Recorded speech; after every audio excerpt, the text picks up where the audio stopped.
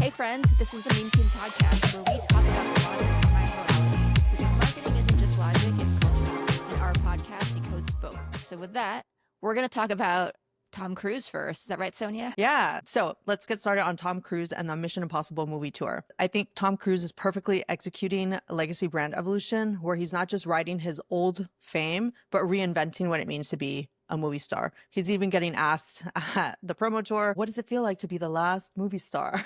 And he's starting to push back on that because he realizes that putting that much emphasis on like him and like what he's doing is making it too much about him. And what he's doing is instead making it a fascinating authenticity play where he's genuinely passionate about cinema and the movies and not just his own anymore. So that's why you're now seeing him make active theater appearances at Lincoln Square, where he's like talking to the employees and, you know, eating popcorn, but then also promoting other movies. We've recently seen him supporting Sinners and Michael B. Jordan. And last year we saw him supporting Glenn Powell and Twisters. So we're kind of seeing him creating a meta narrative about movie culture itself and not just about him being an actor. And I think this is also giving him, you know, perfect onus to end the Mission Impossible franchise and then start other projects that are no longer going to be mostly about him being an action star. I think it's executing on his aging action star trap by giving him, you know, something else to promote. I do want to give a shout out here to Nicole Kidman, who is also doing this. It's really interesting because, you know, they were married back in the 90s and are kind of approaching it now from two different angles. To be clear, they're not working together, right? No, they're not. No, but I think the way to look at it. That's super interesting. Because she is, I don't know if people know this now, because I feel like maybe people who are discovering her work in the recent years, they might know her mostly from Big Little Lies, right? Which is more, you know, it's one of those like kind of elite HBO shows, but she has been kind of indie, but also major movie star. Yeah. Right. She's always done really kind of risque and risky indie films, but she has also done lots of huge movies. Like she's been one of those actors who has balanced out doing some of those small art house films along with some of the big budget blockbuster kind of movies.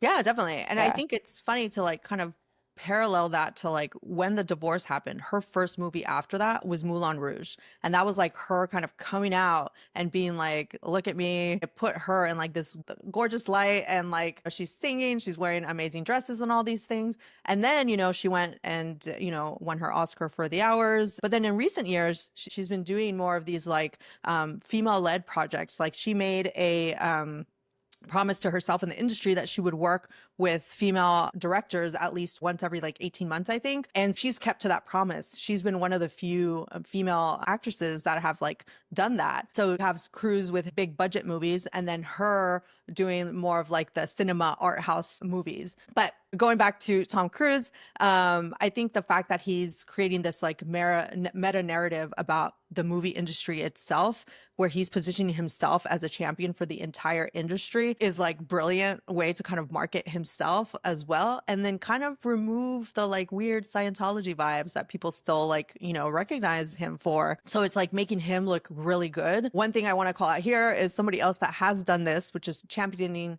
the industry, is Elon Musk. So if you will recall, when he first, you know, came to prominency, he was all about fighting climate change. And that was the marketing that he would do for Tesla, and then getting us into space. And that was like what he was doing for promoting SpaceX. He's kind of lost the plot now, but it goes to show that marketing the industry itself is a really good way to kind of promote yourself and your company and like what you're trying to do, because it makes it about something bigger, about the mission and not just yourself. Yeah, that is a really good point about marketing the industry. And it's also really important for, this is just like a kind of a broader takeaway from that. It's really important to market the industry, especially if you are marketing a new or emerging product. Like if you are basically creating some kind of solution, whether it's a physical product, right, software, service, whatever it is, that is addressing kind of a newer problem, it becomes really important then to market the industry as a whole. But that's a little bit of a separate topic.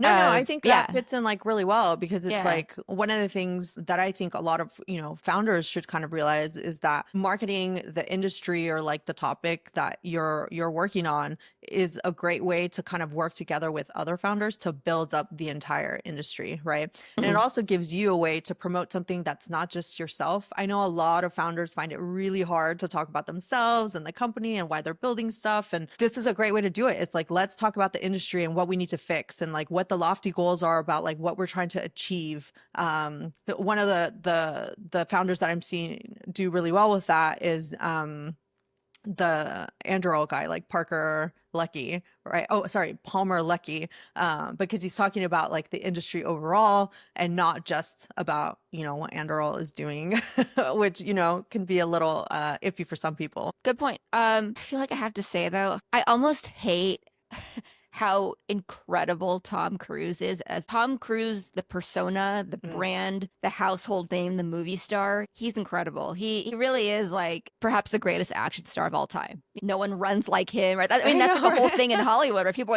they like action stars today are like thinking about how do I run like Tom Cruise because he's really good at running towards the camera. That was a big bit of the Severance promotional tour as well, where like Adam Scott was saying that, oh, I like was looking at how Tom Cruise runs in order to do the run down the hallway. So Yeah, I yeah, think it's yeah, people are building on Tom Cruise's legacy and the way that he does totally. things to promote themselves, which I think is also working for the industry as a whole. Yeah, and that's true. And I think like I remember that now because I was remembering also that there have been other actors who've said that years ago. So Mhm. it's like a whole thing. But I was saying the reason I kind of hate it is like on a personal level, like I think he's probably really like a terrible person. Not just the Scientology stuff, but just the way that like if you guys want a gossipy ride, Google like how Katie Holmes divorced him. Like Yeah. she had like a whole plan. Like she secretly moved out. She and her dad like conspired together. He got her dad's a lawyer. Hmm. Her dad got her out of it and it was like such a clean divorce.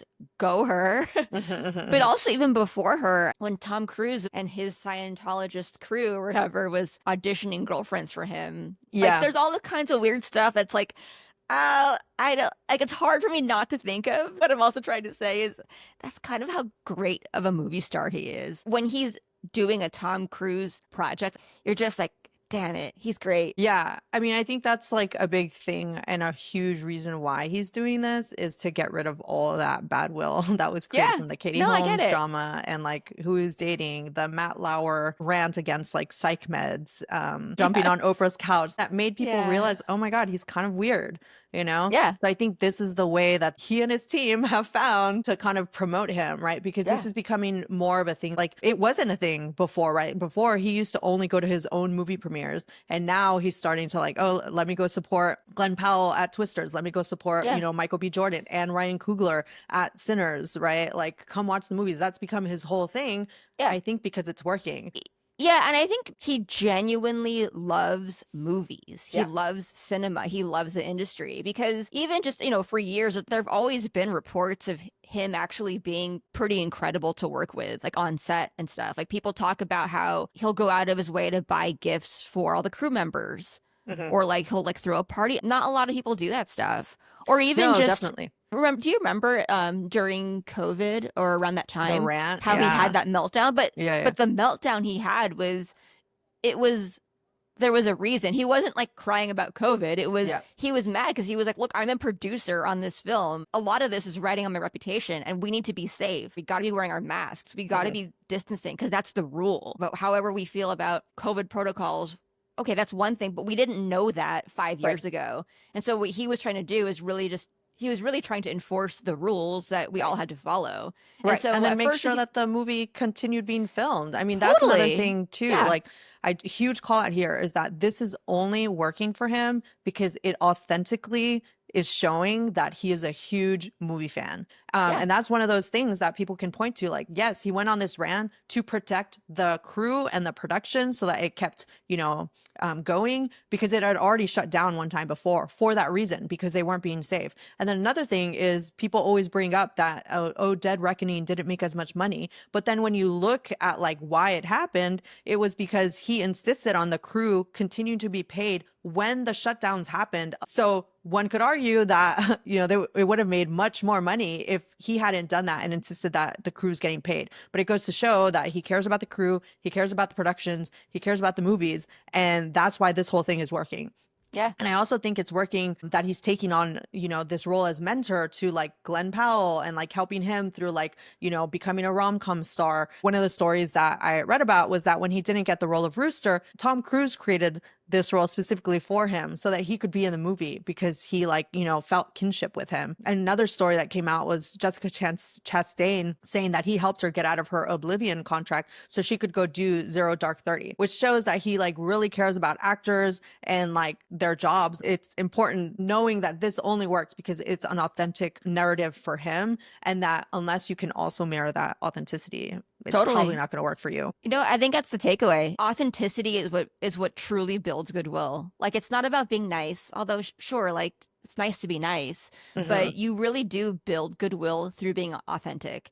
And you have to figure out what your authentic thing is. And so for Tom Cruise, it's not suddenly, oh, Tom Cruise is an amazing human being and he's so normal. It's not that. He's authentic because he's a movie star. He loves movies. He's passionate about movies and making projects that do well. He wants the people who work in this industry to do well. Like that's his authenticity. Right. So I think the more that you figure out your own kind of unique authenticity or whatever that means for you, that's how you build goodwill. That's how you win people over and, win hearts and minds. Also, side note, but Jodie Foster just tweeted about how young stars these days are pretty much taking on any role in order to act. And I think that that's bringing up another sentiment here where some of the younger generation don't seem to care about movies and like what they're working on just as long as they're working. So it's really interesting to see the parallel here of Jodie Foster, saying like, I'm not going to work unless it's something that's like, I feel is really good. Tom Cruise making sure that like, he's doing his own stunts and he's doing like amazing stunts, right? That like nobody else is doing. And then, Nicole Kidman, like making sure that she's pushing forward female directors, putting her own personal reputation to like grow the industry as a whole. So something to think about for young people. We got to move on because we got to talk about Duolingo again. Just to recap on Duolingo, a couple weeks ago, they went hard with their AI first announcement. They're laying off their contractors, and they outright said that they're going to delegate as much as they can to AI. They also bragged about how much content they can create in less than a year thanks to AI. And you might recall that their CEO said, developing our first 100 courses took about 12 years, and now in about a year, we've been able to create and launch nearly 150 new courses. You know what else I recall, Amanda? Someone talking about this in one of our earlier podcasts. Yep. So and tell me.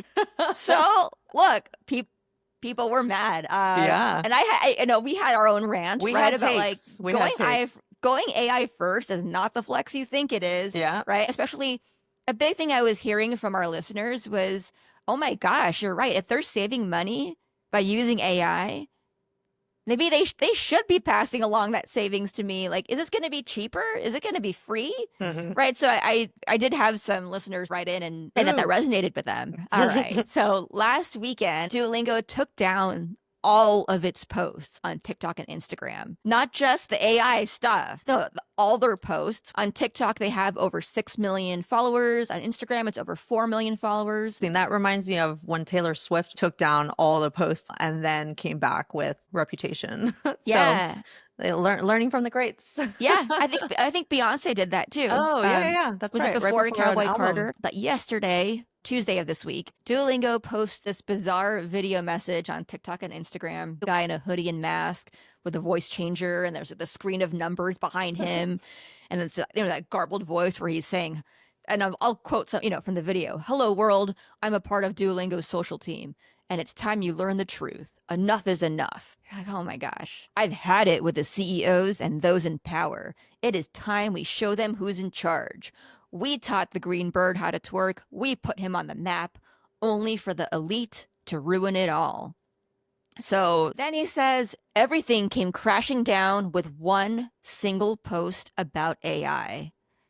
Oof. Yeah, I mean, not surprising. Not surprising. So when I saw this video, I was like cringing into my own butt. Here's how I feel about it. I think it's awful. It's awful because, first things first, it is categorically not true that everything came crashing down with one single post about AI. They started laying people off over a year ago. The AI first announcement was a strategic decision that came from the top. So this isn't about a single post about AI. They're coming out with their like unhinged, chaotic strategy, like as if these stakes are not real. What is this? Are they staging a fake rebellion? The social team is taking the power back. They're not.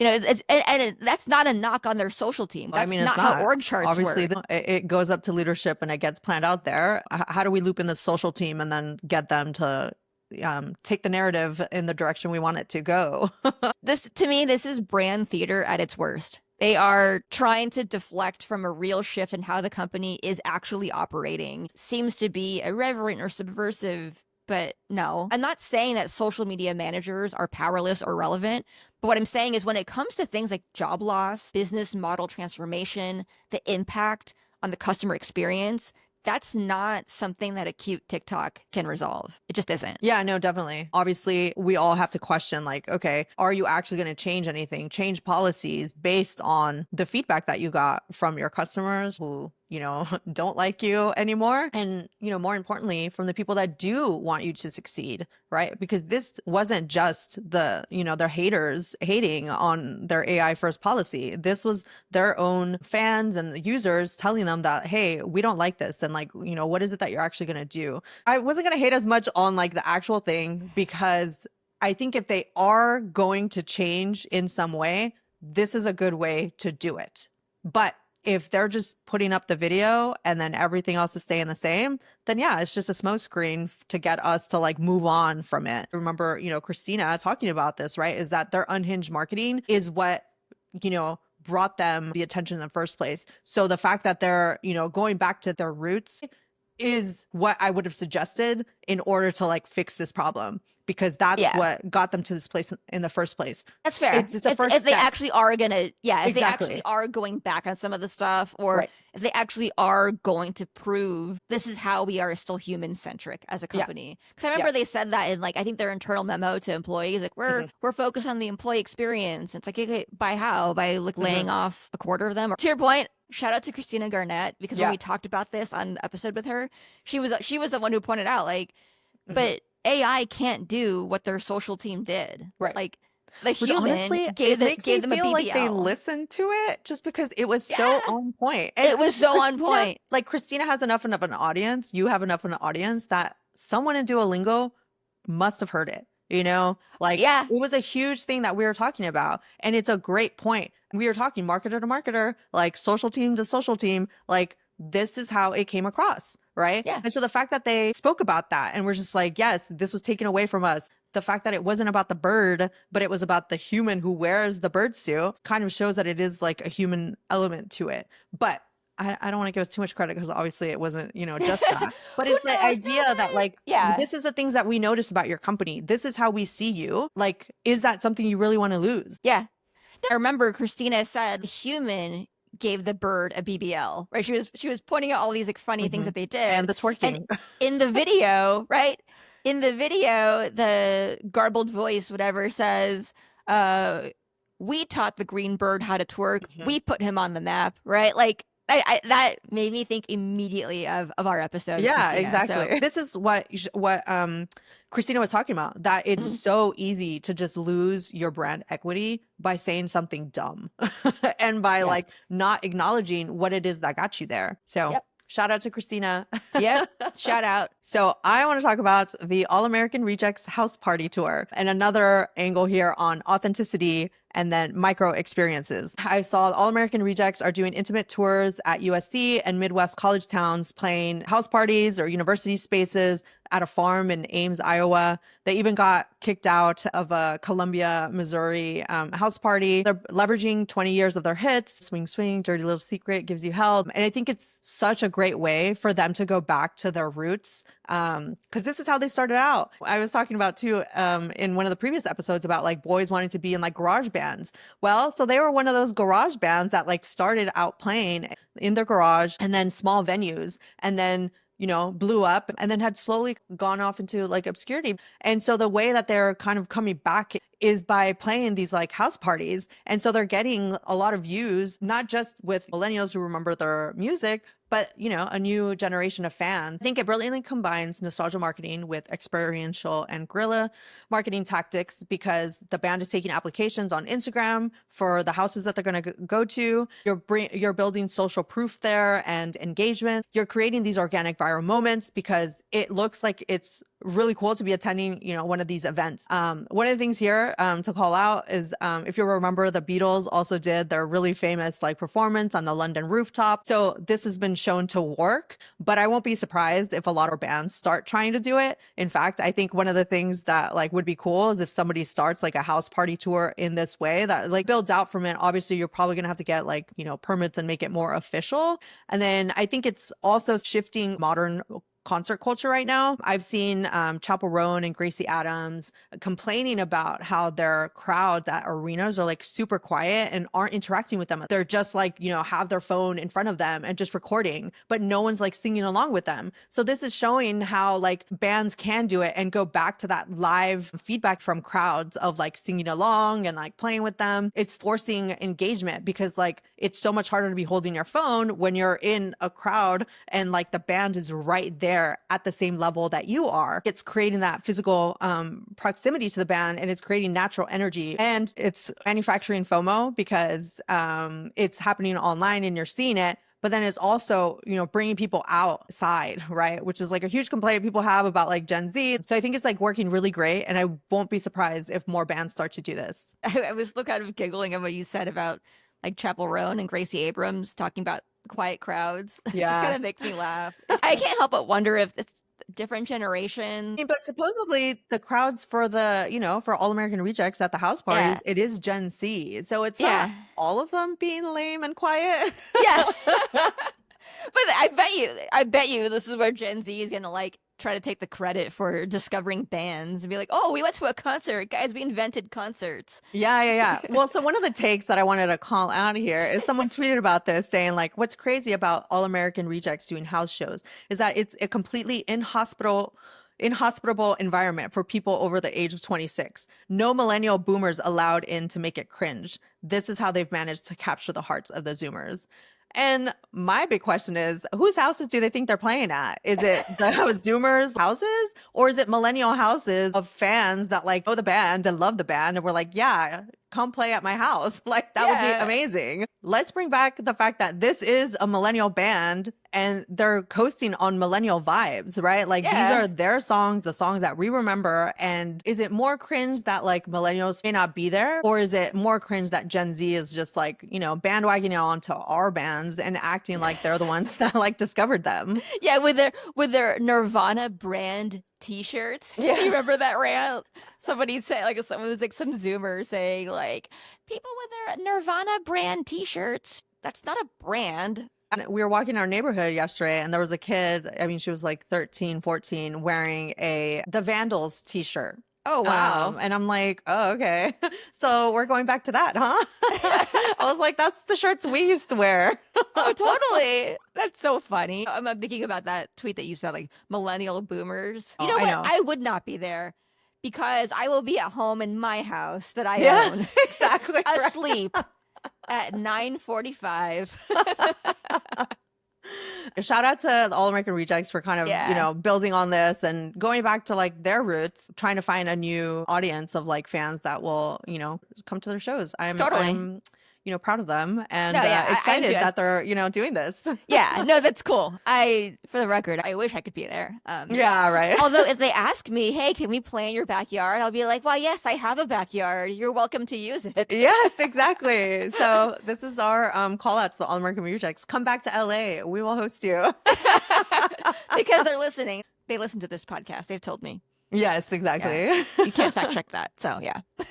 Friends, enjoy this bonus episode. We recorded this one a lot faster, so let us know what you think. Leave a review, leave comments on YouTube, on Spotify too. Let us know how you feel about this like faster cadence and shorter episode.